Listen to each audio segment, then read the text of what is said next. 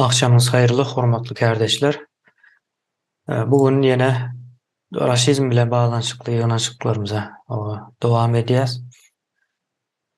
Raşizm barada batkan zatlary gurrun etdik. Raşizmiň häsiýetlerine,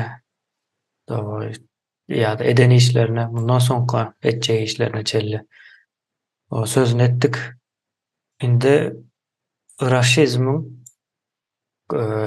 häzirki Türkmenistanda işleşi barada gurrun gidýär-de içindäkiler näçe ses çykaran raşizmi diýip geçen ýygnaşygymyzda gurrun etdik. Onuň sebäbi içindäkilerin hyzmat edýänligi boýunça netijeler çykypdy.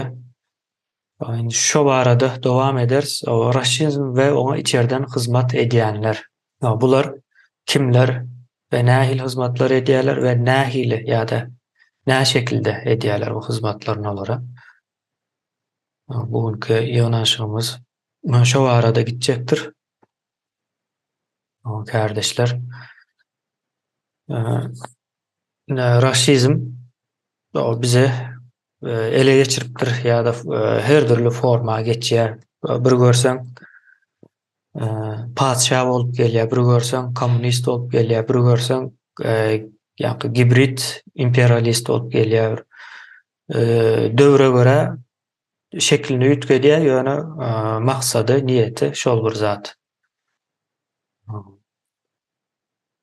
Indi häzirki döwürde de o şekli uzakdan dur hibrit görnüşde alyp barýar işine. Hibrit görnüşde işini alyp barmasy üçin içinden şoňa hyzmat edýänler gerek hökmen suratda. Indi bular şo hyzmaty näme üçin edýärler? Näde edýärler? Bilem ýa-da mundan öňki aýdan soran soralarym bar. Şolaryň daşynda aýlanarys. Söz almak isleyen var mı? 5 minut wagt veriljekdir. Bu birazrak açık gurrun formatında. Sözü Serdar kardeşimize berýän. Esenlikler yurttaşlar. Sesim gelýär mi? Nawa. Indi raşizm arada aýtsak George Orwell'ın 1984 ýyly kitaba da şonda siýasy bir guruluş bar. Arada gidýär gurrun bolan. Indi şo taýda biziň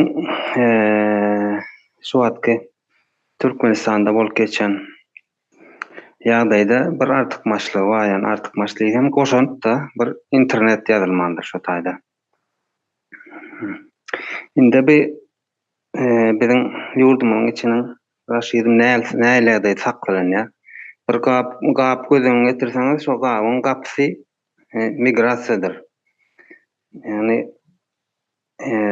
bir gapyda duran bir gargul ýaly-da.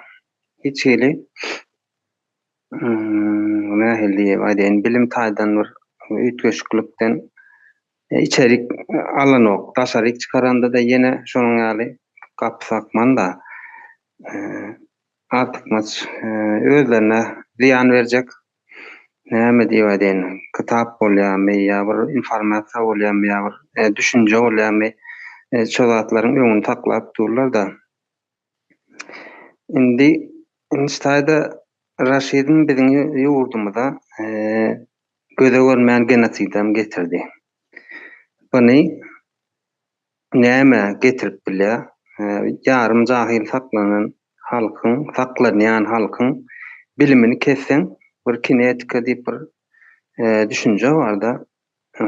Bu taýdan bilim aýyrsaň nemede öz gelýär da kinetika güýçdämi, dowamlylyk diýsen boljakmy? Doktorlaryň halkyna seretmeşi, hukuk goraýan diýenleriň korrupsiýa edişi, şoňa önümçülük, irajat diýip edilýär da. Ol pete düşjegi, ýani bilimi aýyrsaň hem zady, ýani bireýe ýa-da bir ýurda berjek peýdaly ýa gerekli bolan hereketleri kesýär da öz-özünden. Indi munyň vakum edip saklayalar da bizim ýurdy Raşidym imperiýasy diýip aýdyn.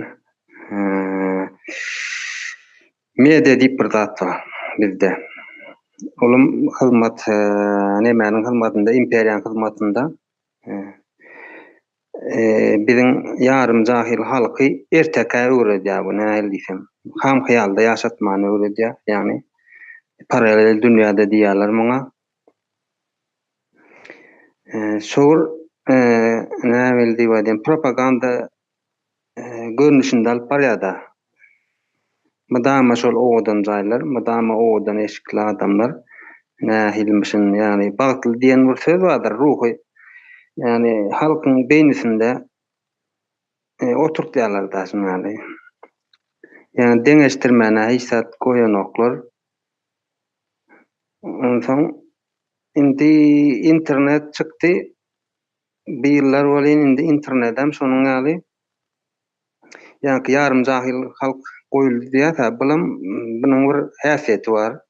Gör häsiýetlerini görnüşkände bir häsiýeti, ýagny soraglaman bilenok, sorag berenok, näme üçin, kim, näme üçin barjak keri. Onsoň her bir birinji agzdan berilen kommentariýa bolýarmy ýa şekil bolýarmy, ýagny spektakl bolýarmy, şoňa inanmana mahkumdur diýär-de.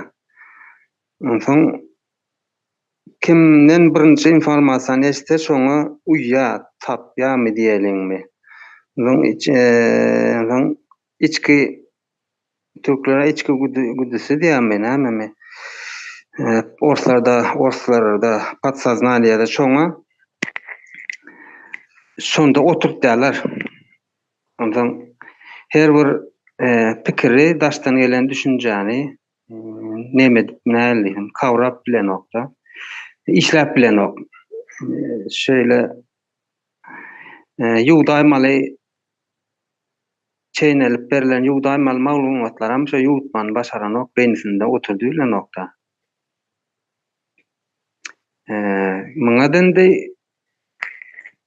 nähili diýip aýdyn, ýa-ni ýarym jahil halkyň bir başga bir häsiýetlerinden biri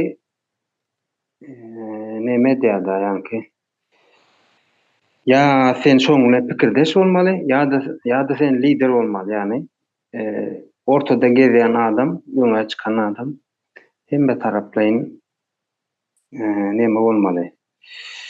Hem sözüňizi jemleseňiz wagtyňyz hem boldy. Bolýar, sag olun. Soň dowam edýär. Başka söz almak isleýän barmy? Migrasiýa diýdi Serdar kardeşimiz. Ýa-ni içinden hyzmat edýän element hökmünde we element diýip alaly, düşnükli bolar ýaly hemme kim şu element sözüni ulanyp biler. Ýa-ni içinden hyzmat edýän element. Ýeňiş kardeşimize söz berýän. Sağ olun. Men nämäni bellap geçesim gelýär. Şu nesil ýetişýärde bir ýurdy ösdürmek üçin nesil ýetişdirmeli ilk öýlen.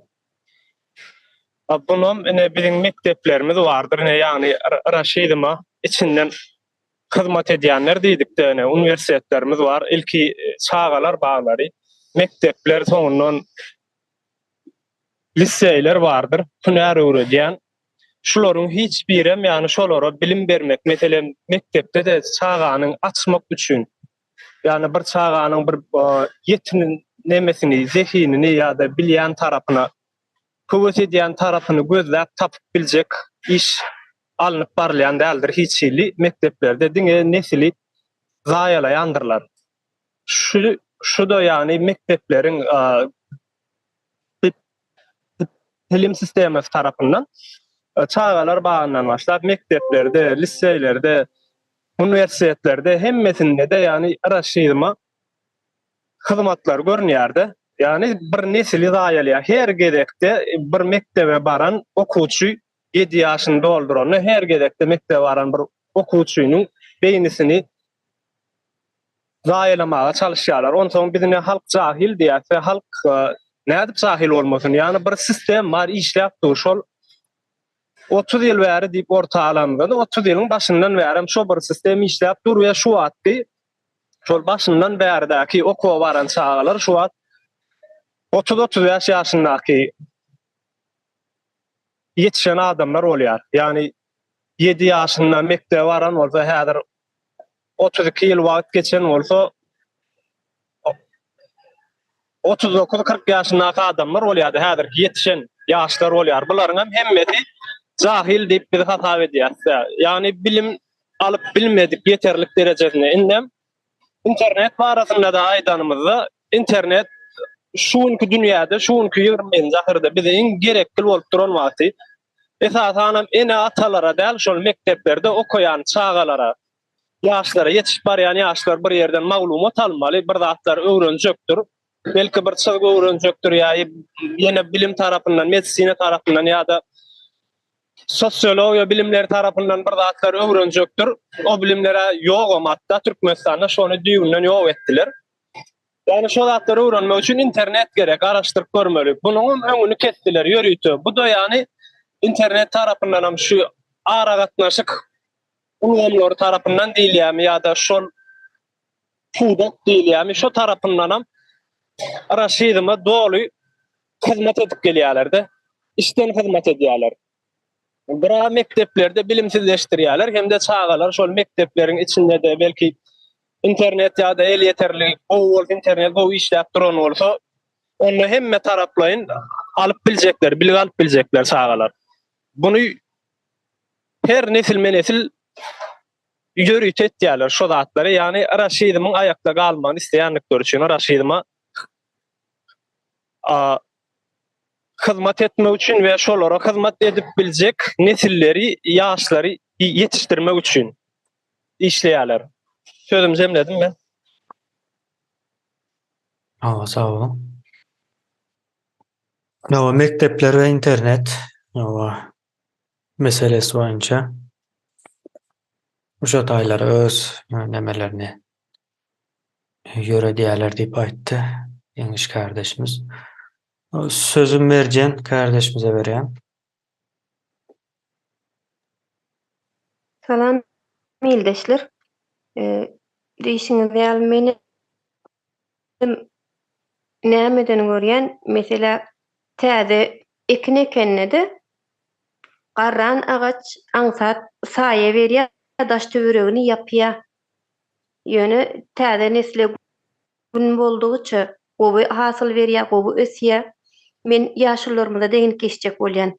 Mesela ýaşly ak sakallar, pampersli ýaşlar diýip aldygymyz ýaşlar birinji derejede hem halkyň gelejegine ýatyrýar, hem edil şu wagt ösüşe gaty ziýan berýär diýip men şular raşizma şularym birinji derejede hyzmat edýär diýip belläp geçesim gelýär.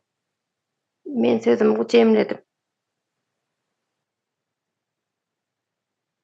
Sağ olun. Ýaşullar, ýa-ni jemgyýetiň synyp gatlaklarynyň arasyndaky ýagdaý diýip ele alaly bunu. Sözü Leyla kardeşimize berýän. Salam kardeşler. Soýuz döwründe taryhymyzy, dilimizi ýok etdiler. Ýuwaş-ýuwaş halkymyzy etdiler. Raşizm häli dowam edip ýatyr. Garaşsyzlykny aldykmy dep beýendik, düşündik. Lekin hata düşüngen ekenmiz.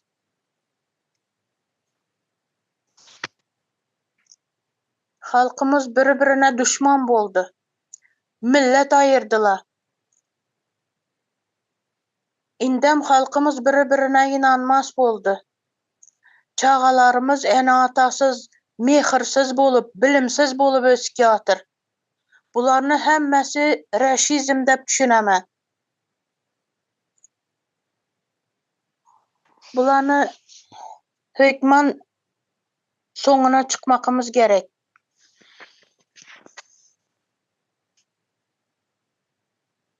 Sağ bolun.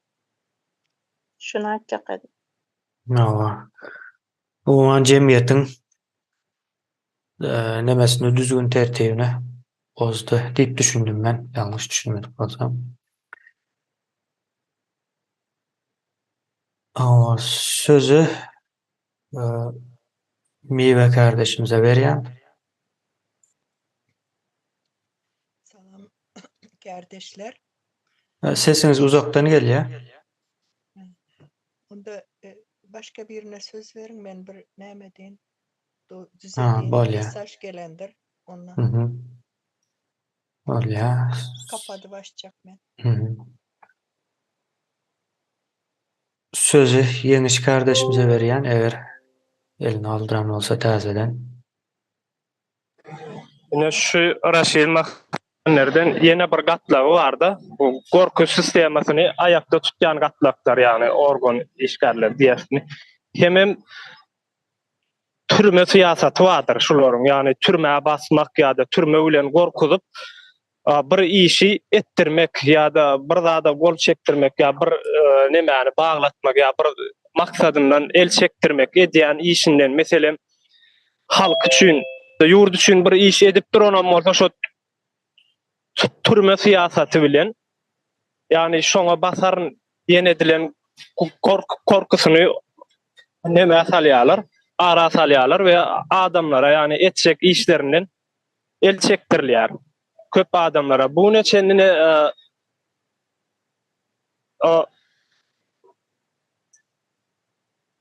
näme Sanjar wakasy bardyr. 25-nji Sanjar wakasy. Şonda dene gatykän biziň türkmen halkymyzy öňe alyp gitjek, ýani şu raşidymiň baskysyndan çykarjak, öz milli halyna getirip biljek bir giden aýdyň gatlaklarymy ýok edendirler. Ve onu da yine de şo, yani gorku siyasatlaryny ýöretýänler, organ işgärler bilen birlikde türmäni ýönetýänler ikisi bilelikde iş alyp gelýärler. Häzirki gün öçendem. Ine halaram oň içinde hemetse goşsak bolar diýip zat edýän men. Sözüm jemledim. Gorkyny siňdirýän elementlere. Baga diýip alarsaň gorku syýasatyna ýöretmek üçin ulanýan organlar bar. Sağ olun. Sözü Miwe kardeşimize berýän. Salam kardeşler, gelýär sesiminde. Ova. Şu yerdeken kardeşler hemme zada aýdyp geçdiler. Ýönemen bir zada näme etjek bolýan şu Soýuz döwründe şu wagtlaram raşizmiň eri bizim üstümizde boldugy üçin bir maşgalada azından 5-6 çağa olmalydy. Ona çağalara pasobiýa berip näme eneleri kim näçe köprek çağa doğsa şolara matgeraýyna açelli bir medal verip zat edip soňam iş ýerisinde ana bir ýeňillik eden olup şu adamlar näme etdirýärdi, onuň hem sebäbi näme? Şo çağalary iş näçe çağa kan olsa işçi elde şo.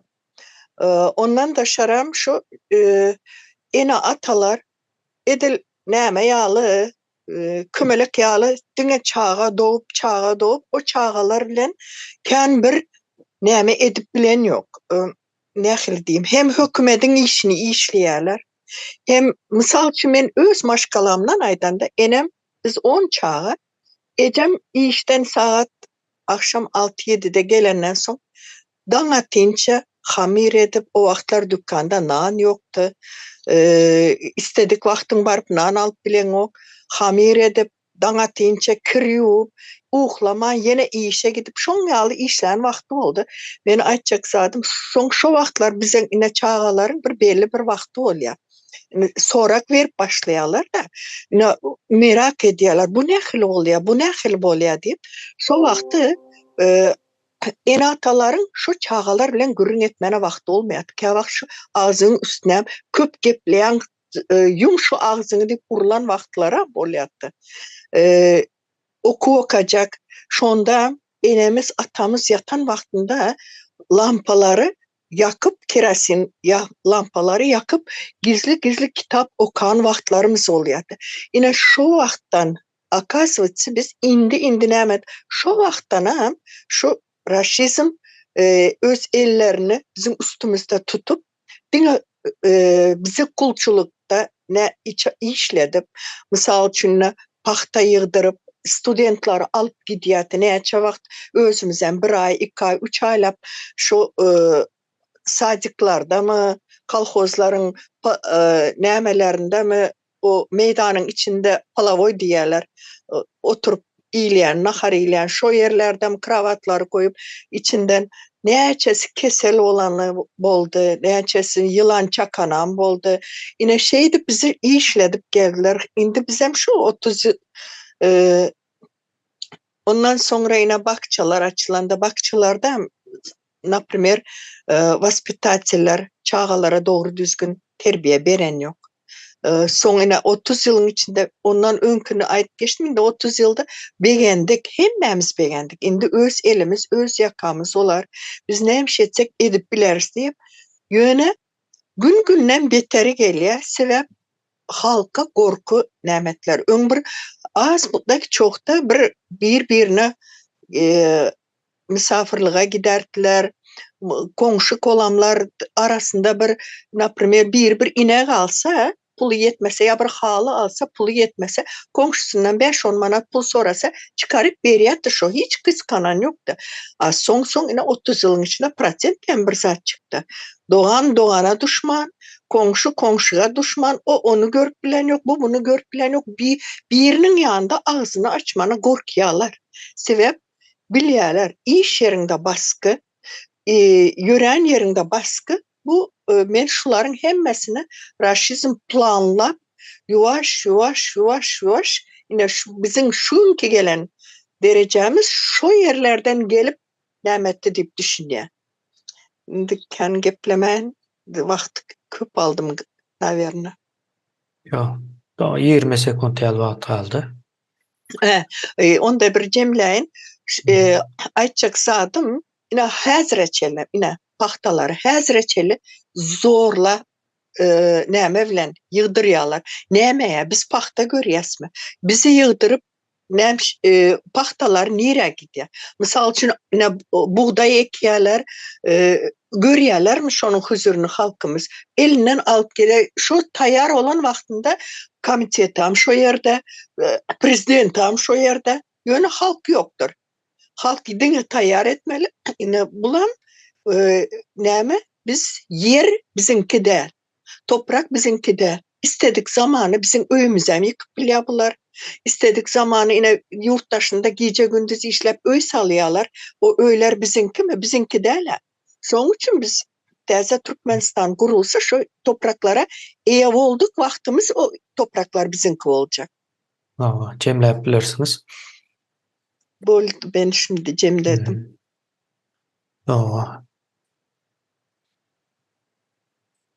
Korku demes var. O temamızı her wagtdan ýatlap duraly. Näçin içindekiler raşizma hyzmat edýär. Genial. O sözü Umida kardeşimize berýän. Sağ olun.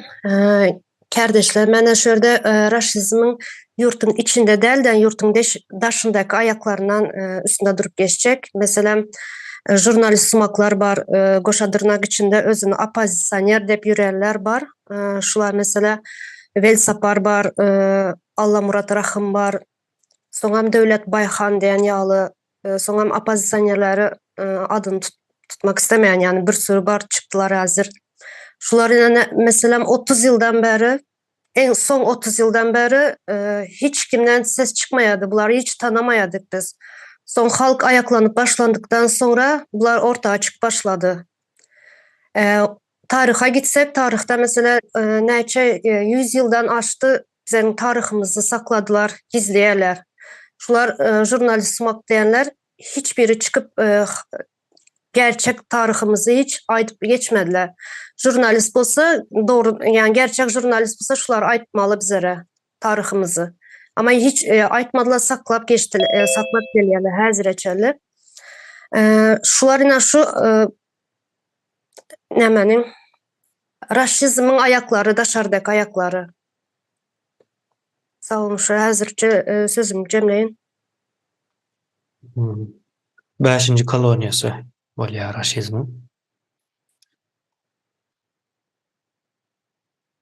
Sözü söhbet kardeşimize berýän. Sağ olun sözlerinize. Bir söz bilen jemläp aýtsak, Türkmenistan öz başlyk döwlet dil aýdylyp geçilýär ýöne dil ýüzünde aýdylyp geçilýär, faktiski öz başlyk däldigini suwda edilip durdy, häzir kuneçini suwda edilip gelinýär.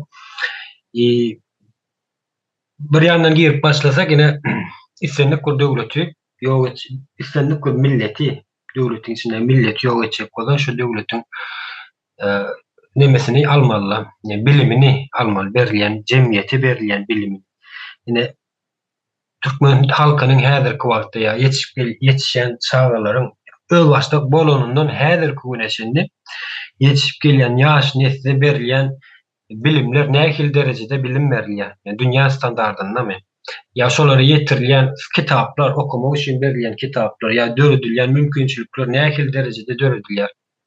O kitapların autorları kim, yazarları kim? Yani köp kitaplar biz açyk çıkardık, tutnamalar bilen görkezdik, ad familyalar ýazylyp geçilýär. Viktor Kramov. Olarak yani bilen kömek edenler Türkmen familyalı adamlar. Ya bunu kim näme üçin görmezden gelýärler bunu? Näme sebäpden? Näme üçin onu Viktor Kramov ýazmaly? Näme üçin Ýewropadan, Amerikadan bir adam nebelerini gol ýazma bilgilerini ulanmalylar? Şo Viktor Kramov'un bilgilerini ulanmaly. Sebäbi näme bu?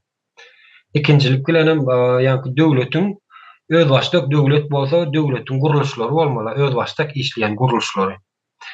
Kanun çykarjy edara, ýerine ýetirjy edara, parlament, mejlis. Yani köp ýene şuňa meňzeşler, yani her birini bir-birden sanap oturmaý. Kanun halk üçin çykarylýarmy häzirki wagtda? Yok, halk üçin çykarylanyk. Halk üçin ýerine ýetirilýärmi? Yok, halk üçin ýerine de ýetirilenik. Döwletiň howpsuzlygyny kim goraýar? Elbetde Mehemme Milli Howpsuzlyk Guramasy goraýar. Goraýarmy häzirki wagtda? Döwletiň howpsuzlygyny goraýarmy? Şo ýokardaky oturan gelmişekleriň howpsuzlygyny goraýarmy halkdan? Soraglar ýa-ni orta çykýardy. Mundan başga-da migrasiýa gullugy bar. Migrasiýa gullugy halkyň özü üçin geçerilmeýär, daşyndan gelýän adamlar üçin, adamlara gözgülek bolmaly migrasiýa gullugy. Öz halkynyň üstünden gözgülek bolup ýörler häzirki wagtda. Sen näme üçin Türkmenistan öz Türkmen milletinden, Türkmeniň özünden başga köp girip çykýan, esasy girip çykýan millet orslar. Şolary näme üçin sereden ok migrasiýa gullugy? Kim seretmeli buna? Halk seretmeli. Onu näme üçin döredildi bu migrasiýa? Ya milli howpsuzlyk näme üçin döredildi? Döwlete ya jemgyýete, millete awanýan howpyny ýöne alyp bilmejek bolsalar. Bunu näme üçin görmezden gelýärler? Bunun sebäbi näme? Anyk sebäbi. Anyk sebäbi fakt var. Mailnama var. Şu mailnamaň esasyny iş alyp barýarlar. O mailnamada ýa-ni gelmişekler Ruslaryň beren protokol mailnamalary. Bular näme gulluk edýärler? Raşizme gulluk edýänliklerini anyk açyk görkezip durlar ortalarda. Orta mekteplerde ýetişip gelýän ýaş nesle berilýän bilimlerde watan toprak hakda, ýa-ni topragyň nähile ýagdaýda şu ýagdaýa gelip dayananlygy hakda bilgi berýärler tarihden. Ya toprak watan mukaddesdir diýilýär. Hemme ýerde de watan mukaddes, ýani nähili ýagdaýda mukaddes bolmaýar. Şolar hakda bilgi berýärlermi häzirki wagtda jemgyýet? Ya üsüp gelýän ýaş net beren oklar. Bu zatlara kim seretmeli? Yani özüni men hökümet diýip atlandyp berenler, goşadyrnyň içindekiler seretmelilermi buna? Sereden oklar. Ha, bu zatlaryny sen açyga çykaranyň bilen şu zatlar aýdanyň bilen hem sen jenaýetkär bolýan. Aýdyň onu özüňiz.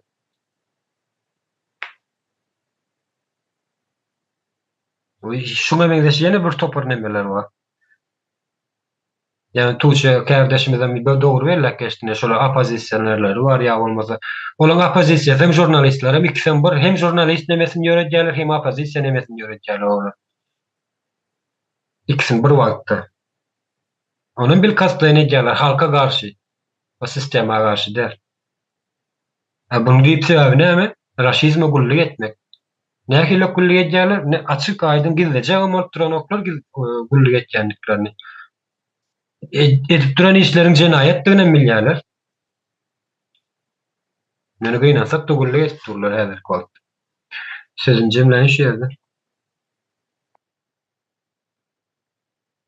Nova, sağ olun. O meheme demesem hava aldık. Utaya element hükmünde hizmet ediyen. Biz näme üçin buna hizmet ediyen, içindäki hizmet ediyenler bilen gyzyklanýarys? İçinde hizmet ediyenler neticede Türkmenistanyň vatandaşy, yurtdaşy hükmünde görülýär. Şoňa garamazdan düşünüp ýa-da düşünmän hizmet edip dur, ýani şeýle bir zat bar, ýani düşünmez ýaly bir ýagdaý ýok. Yurt gitdikçe erbet ýagdaýa gidip barýan bolsa, düşünäýmeli. Eger düşünmeýän bolsa, demek ol adamlar o taýda durmana haky ýok. Şonuň üçin hem gerekli cezalaryny almaly bular. Sözü Ýeňiş kardeşimize bereýin. Ene şu hökümet diýip bir zat bar bizde. Yani adamların aklında hemme zat hökümetin ku bolmaly diýilen nemeni düşünjäni oturtdylar adamyň aklaryna, bütün halkyň aklına ve topraklarymız vardır bizim. Näme üçin zorluk bilen yani paýta ektirýärler, buğday ektirýärler. Bu haçandan bäri dowam edip gelýär. Täk şol orslar bizim yerlerimizi alandan bäri yani ektirip gelinýändir, zorluk bilen paýta ektirilýär we soňundan paýok berýärler. Yani şu sistemanam şu wagt ayakta saklap gelýänler var. Yani şu hökümetin üstünläki, başyndaky duran adamlar. Yani şu düşünjäni halkyň aňyndan ayırmak isteyen oklar yer hökümetin ku bolmaly. Ähli kärhanalar, iş yerleri hökümetin ku bolmaly we şonuň kontrolyny aslında bolmaly diýilen düşünjäni saklaýarlar. Mülkiyeti yani şahsi mülkü ýok etýärler ortadan, hatta adamlaryň aklynda adamyň bir şahsi bir mülküniň bolmalydygy hakynda da fikir düşünjäni ýok etýärler, goýan oklar şo taýda içerli. Şulary ýatda dinledim men. Sözüm jemledim. Aha, bolýar.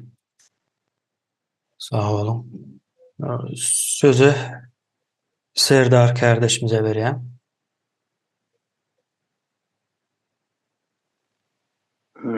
İşte yurttaşlar raşizmin hayratın bölüklerinin biren merkezi dolandırış hükümeti de bu näme demek bolýar halkyň sözünde aýdanda yani güýçle hyzmat etmek. Doğru olsun, näme doğru olsun. Indi bir merkezi häkimede gulluk etmek üçin kadrlar gerek yani. Altyapysy gerek de. Bu nereden gelýär?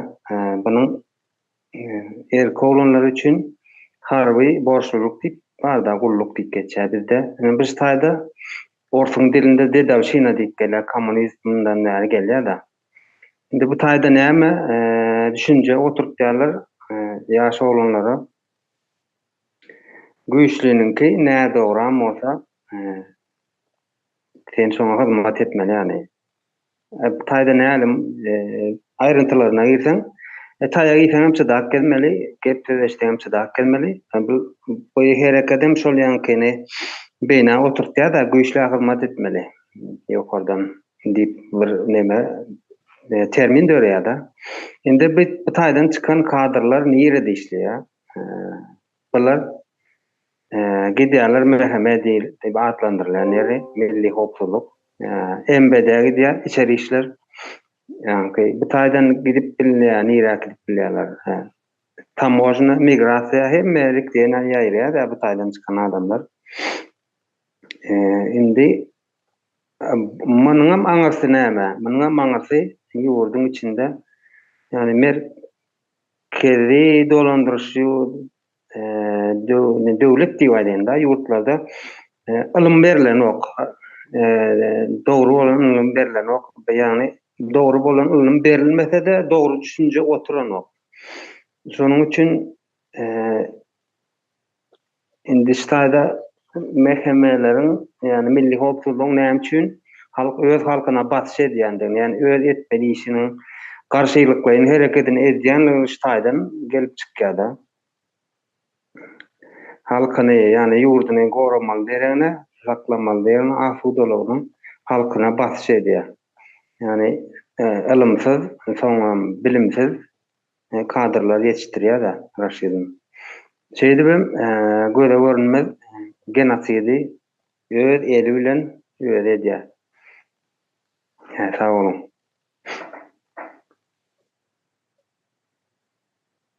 Sağ olun. Şu jemgyýetiň içindäki o düzgünsüzlügi emele getirenden soň ýanky zatlary hemmesini edip bolýar. Gorkuzam bolýar, bolmaly-da. Söze Sapar kardeşimize berýän. Sağ ol Kemine. Ben şu aýdylanyň bir käbir nemesine bir komentariýa bermeliligini düşündüm. Ne KGB diýilýär-de. Bizde Türkmenistanda KGB diýip guruluş ýokdur. Şonu aşağı çykdy aýdýar.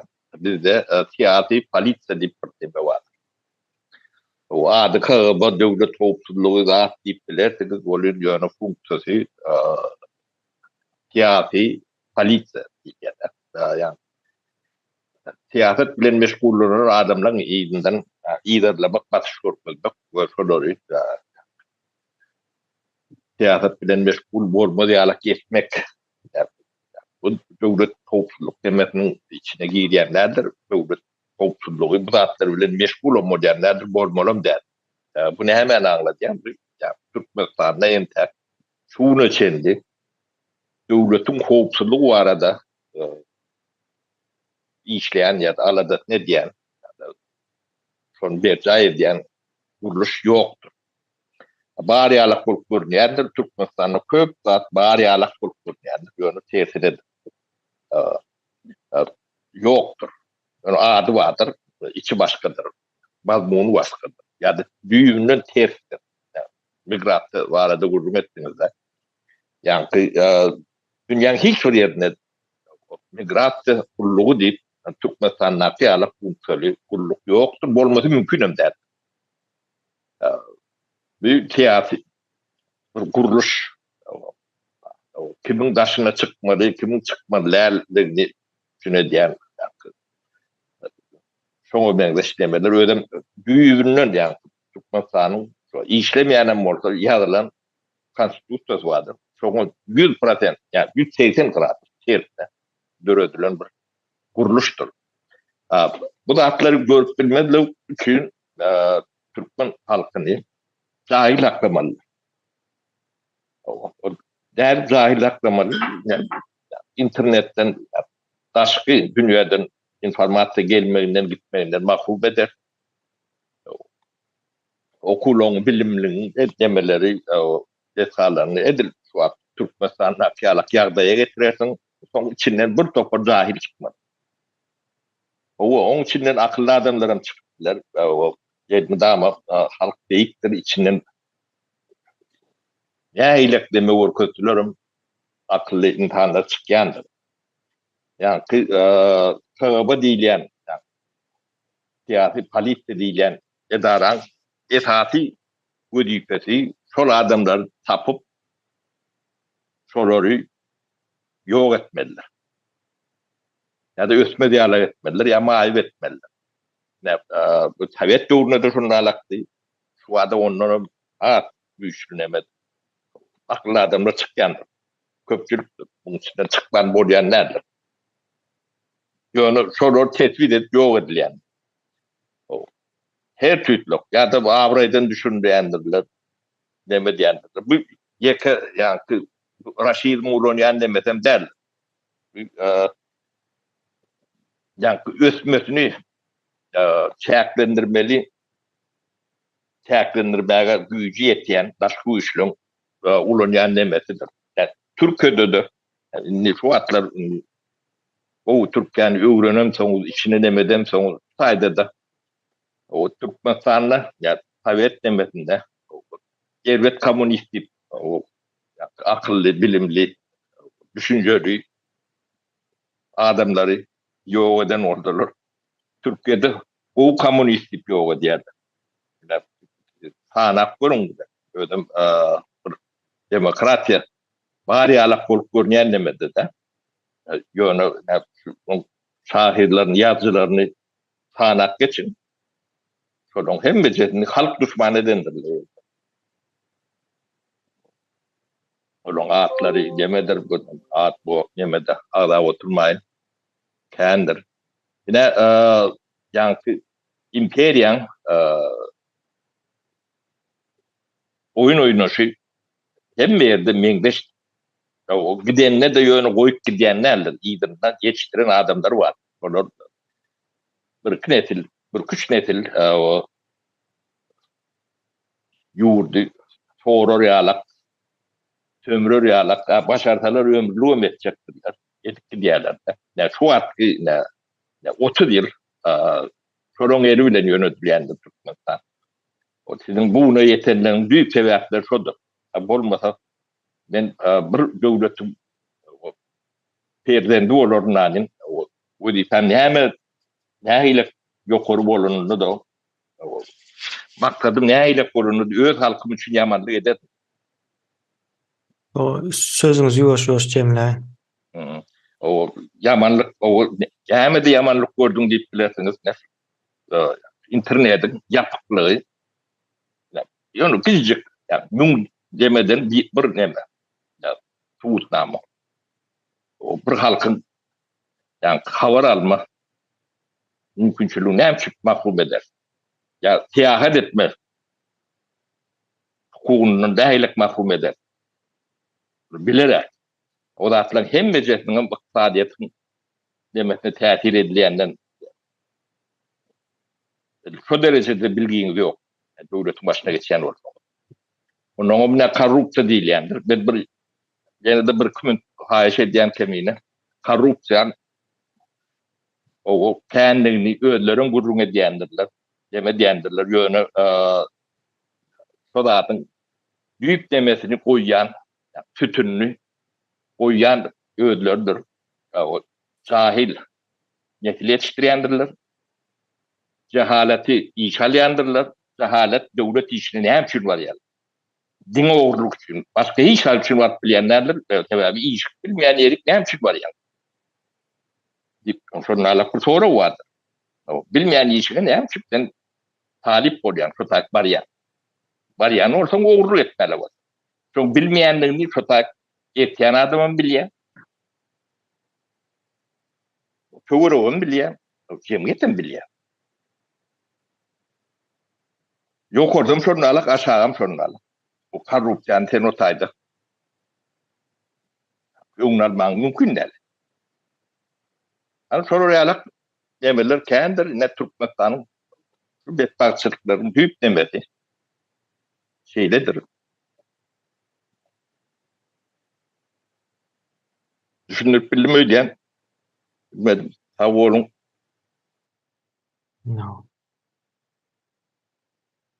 O başka söz alması diyen var mı? Ne için o içindekiler raşizme hizmet ediyor?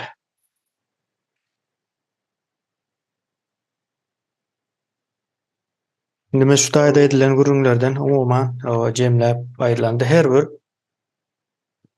element bir maska hükmünde varsa yine yankı Saparan aytiş boýunça yine meheme aslında o siyasi bir polisiyadır diye. Siyasi polisiya.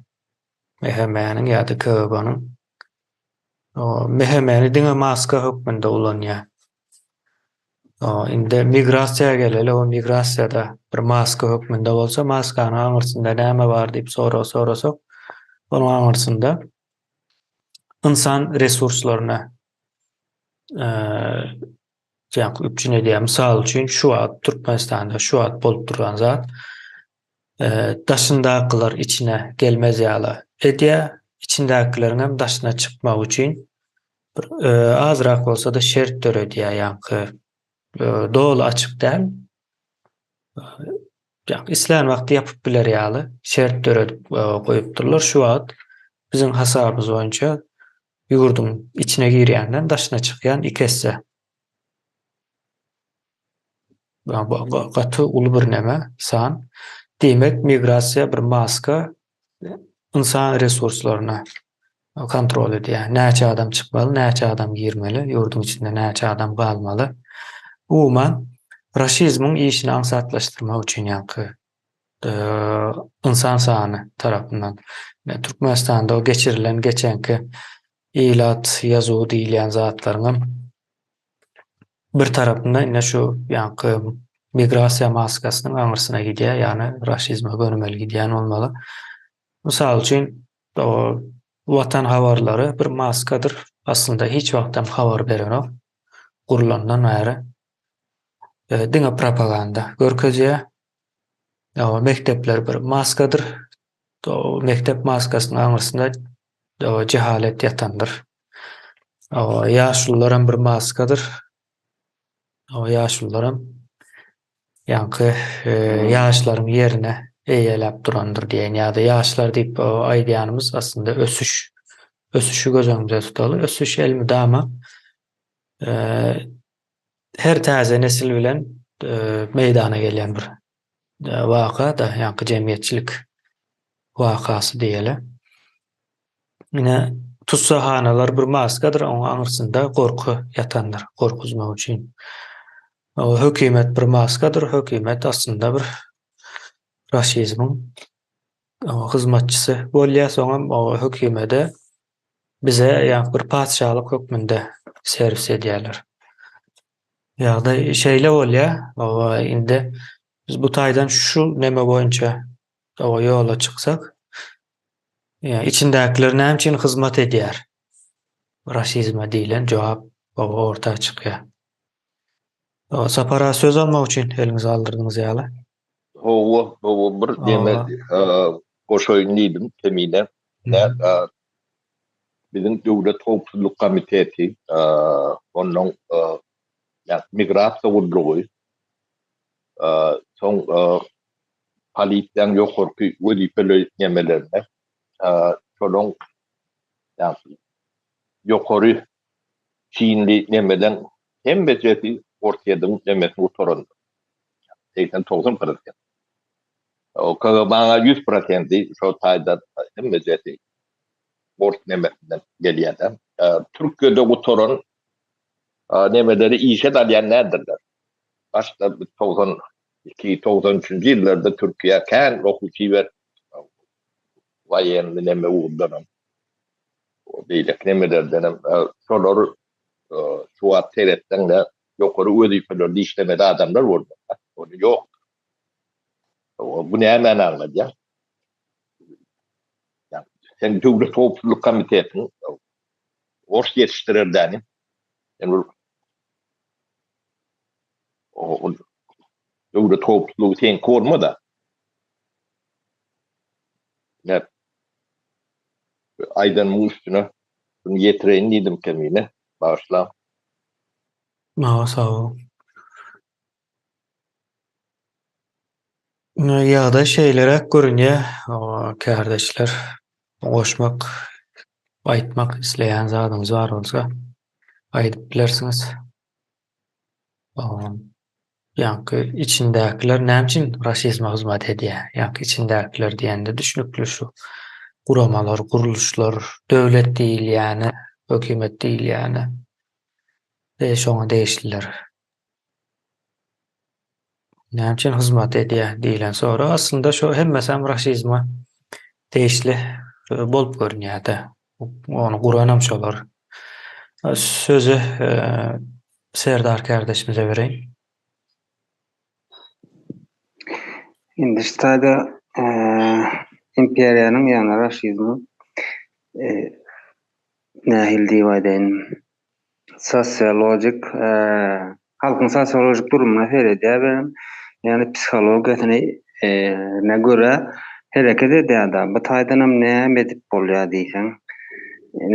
Halkyň byrjyklığına, gelişine, taryhyny aýyrdylar. Yani evrimsel, yani sivilizasiýa bolanlaryny, yani tuvalet getirip berdim diýerler. Şol milli liderler diýip aýdyn men. Milli bir öňderler, öňde gidip barýan, yani görelde görkezek adamlaryny aýyrýarlar da dereňne şöyle ýumşarak edip aýdyn. Yani liter musor goýulýar da, getirilýär. Indi bu aýdymçysam şonuň ýaly, şahyram şonuň ýaly, jurnalistam şonuň ýaly musor. Indi bu halkam taryham ýok, elinde bilen ok. Yani şu halkçylaryň musordugyny bilýär. Başyly özüni nähildi duýýar diýip aýdyn. Millilik ýany öz türkmenine, öz topragyna göwnü geçýär topragyndan. Hiç hil buýsanlara zat goýanoklar. Şu munam ýörit edýärler. Bularyň kitaplary boýunça. Soň nähildi diýip aýdyn. Yani şu atana mediada ýöritçe sosial mediada aýdylýandyr Türkmenistan diýip ýöne öz ýurdumyz diýip aýdylanok da bir ýürege ýakyn söz aýdylanok. Şoň üçin şu Türkmenistan sözüniň özem halkyň arasyna ýaýrýar bolan öýüne gidende deseler öz ýurduna gidende men Türkmenistana gidip barýan diýär.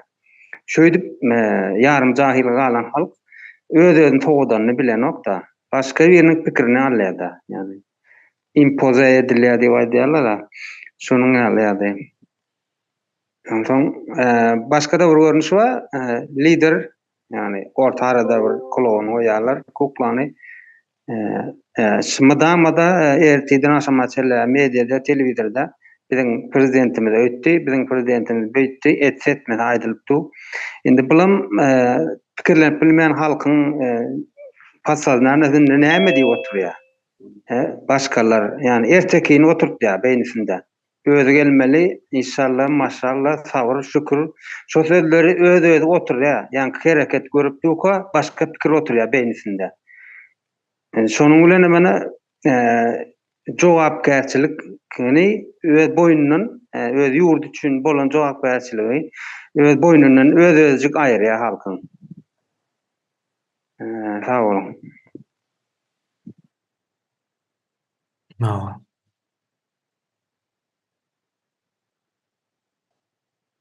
Ýa-ni raşizm işini ansatlaşdyrmak üçin edilýän zatlar gullun watany bolmaly däl diýilen ýaly bir düşünje maksatly ýöreýän bolmaly. Sözüm berjen kardeşimize berýän. Hawa eldeşler mesela yer eýetçiligi feodalizm yerini kapitalizma berýär. Kapitalizm yerini şu wagtky terror diýelim. Garaz öz elindäki gullaryny ýitirmemezlik üçin Türkmenistanda ne ösen adamlar, ösen iş adamlary. Bunda men muňa goşasym gelýär. Çünki näme üçin ösmegimize garşy çykýarlar? Eger çyndan ýurda adalet, ýurda erkinlik gelse, olar bilen olaryň hem işine ziyan berjegini düşünýär olar. Diýip men onam şeýle pikir edýän. Men sözüm jemledim diňe. Yani bu mehemesi zady däl. Mesela gatkan iş adamlar soňky wagtda iň azyndan 10 ýylda ösdi. Şolar ine migrasiýa ruhsat berenok, yani ýene näme ruhsat berenok. Ýöne asl düýp manysyny alanymyzda şolaryň öz bähwitlerinden galmazlyk üçin öz elinde işleýänleriň ulakon hak talap etmemezlik üçin olaram raşizma gulluk edýär diýip pikir edýän.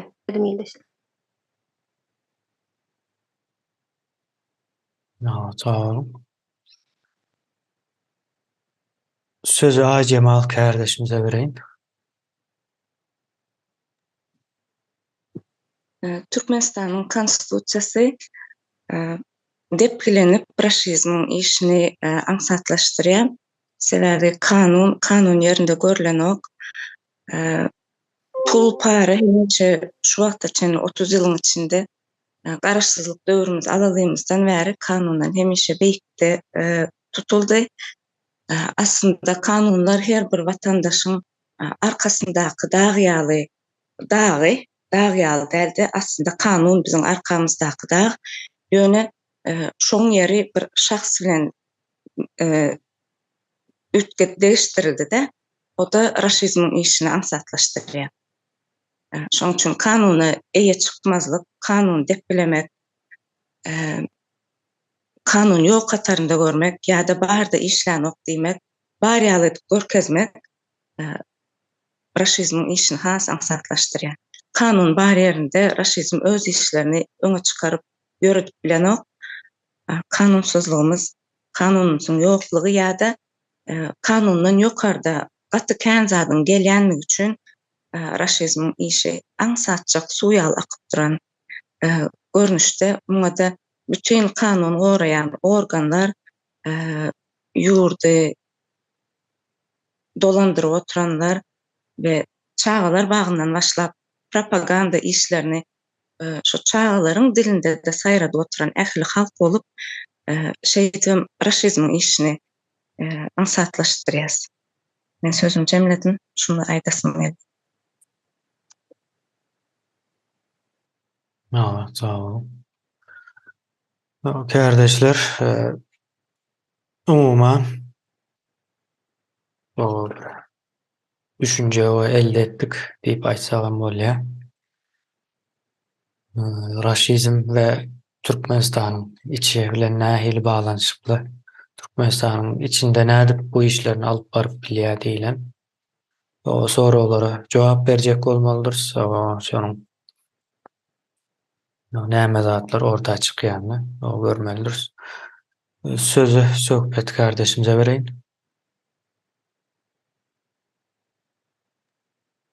Men bir galas aýdyp geçeýin.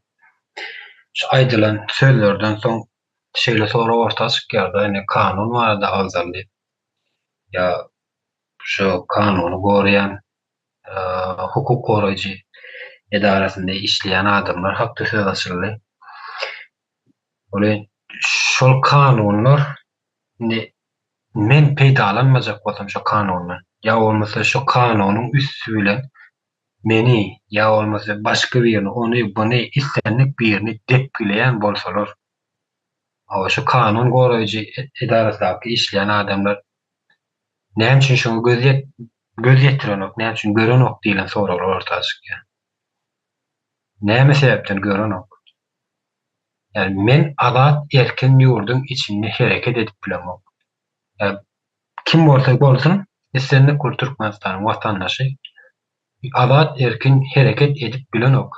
O kanun bolsa da bolmasa diýilen zat ýok, ya bu işlemeli ya işlemeliler diýilen soragam ortaga çykýar. O ýerde näme üçin olar o ýerde otur kanun goraýarlar. Türkmenistan kanun, hukuk goraýarlar. Adamyň hukuklaryny goraýarlar we kanunam goraýarlar. Şu bir kanun bar bolsa, 7 ýaşda 70 ýaşly adam üçin geçerli dälmi ýurdun içinde şu kanun? Ya şu zatları näme üçin görmezden gelýärler diýilen soraglar ortaga çykýar. Näme üçin sorag ýani kim jogap berip biljek buňa derdi kardeşlerimizden derleni resmi taýdan goşadyrnyň içindäki men hökümetiň işgärlik gören adamlardan haýsy şu zatlara jogap berýär. Onu men şahsiýetimi depelenýän bolsam, men näme de mümkinçilikden peýdalanyp öz şahsy goragy üçin etmem şu ýerde. Men kanuny süýlemek istenlik adam üstüne depeler durlar. Näme üçin oturlar ol adamlar o ýerde? Sebäbi näme? Sebäbine bizim özlememiz oýunça aýdyp geçdik. Bilip bil kastlaýyn. Bilip bil kastlaýyn oturýarlar şu ýerde. Sistem oşon ýaly. Bilýärler özlerim işläp oturýar şu jenaýaty.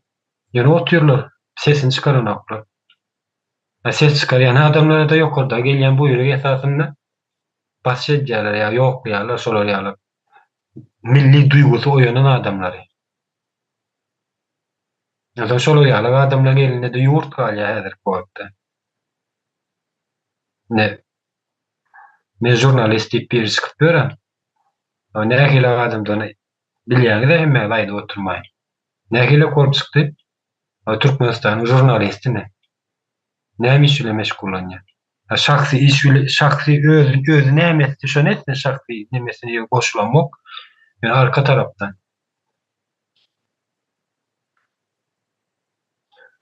Jahil galdyrılan halkyň hak hukukdan peýdalanar ýaly eden oklarda kanundan, yani hak hukuk diýmek kanun, Türkmenistanyň kanunundan çykarylan, halk üçin çykarylan kanundan. Sözüm jemleýin şutaýdy. Sağ ol. Sözü Ýeňiş kardeşimize berýän.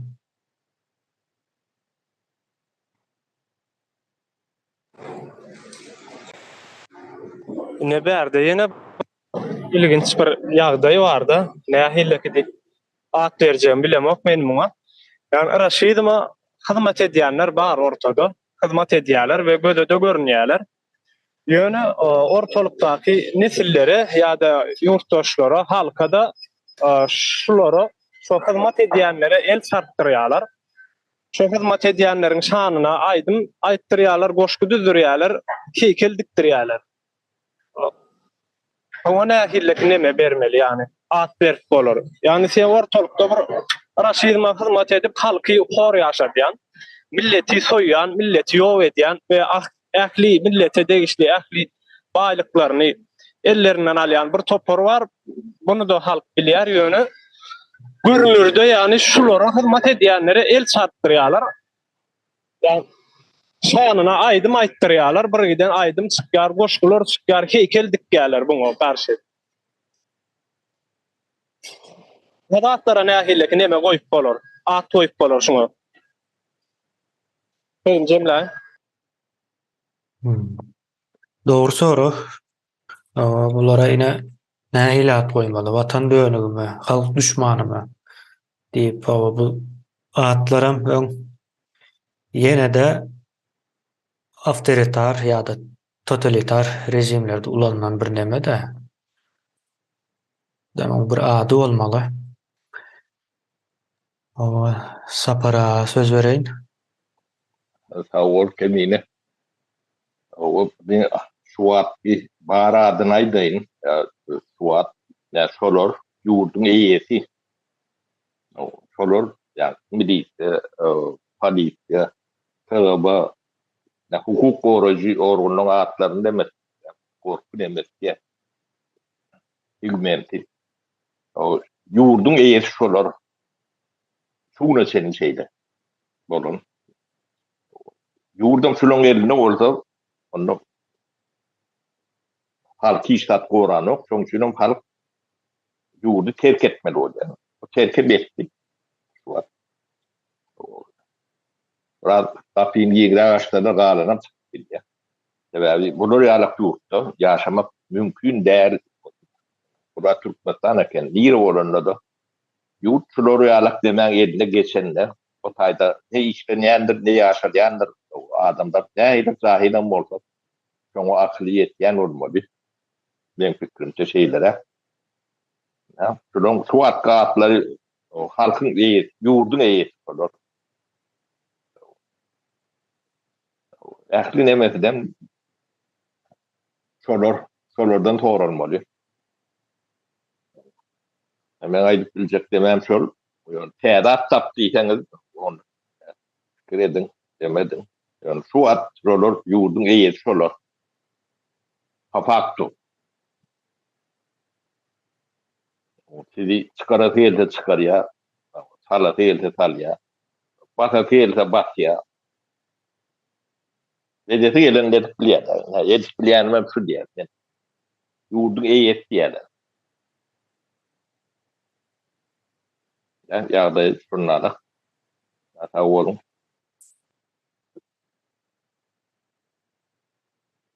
Sağ olun. Kardeşler şu taýda jemleýäs. Indiki ýygnaşykda dowam etmek üçin jemleýäs. Yani raşizm ve raşizm Türkmenistana täsirleri boýunça ýygnaşyk edip durs belli bir netije barýançak ýygnaşyk dowam eder. Indiki ýygnaşygymyzda görüşýänçek. Sağ olun.